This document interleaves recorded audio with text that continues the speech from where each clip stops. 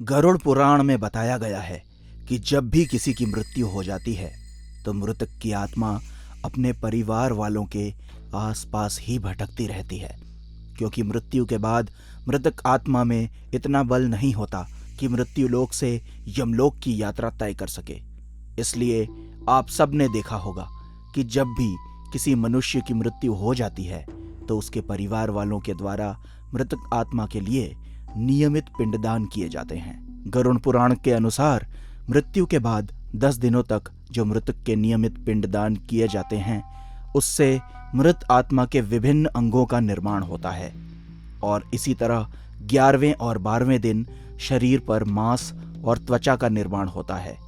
फिर 13वें दिन यानी कि 13वीं को जब मृतक के नाम से पिंडदान किया जाता है तब उसे इससे ही यमलोक तक यात्रा करने की शक्ति प्राप्त होती है। फिर वे आत्मा यमदूतों के साथ निकल पड़ती है। गरुड़ पुराण की माने तो मृत्यु लोक से यमलोक तक जाने में मृत आत्मा को 1 साल अर्थात 12 महीने का समय लगता है। मित्रों, यह भी माना जाता है कि मृतक के परिजनों के द्वारा इन 13 दिनों में किया गया पिंडदान 1 वर्ष तक मृतक आत्मा को भोजन के रूप में काम आता है।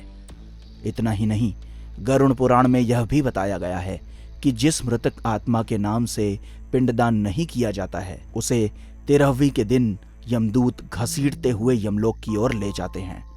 और ऐसी आत्मा को यमलोक में बड़ा ही कष्ट पहुंचता है।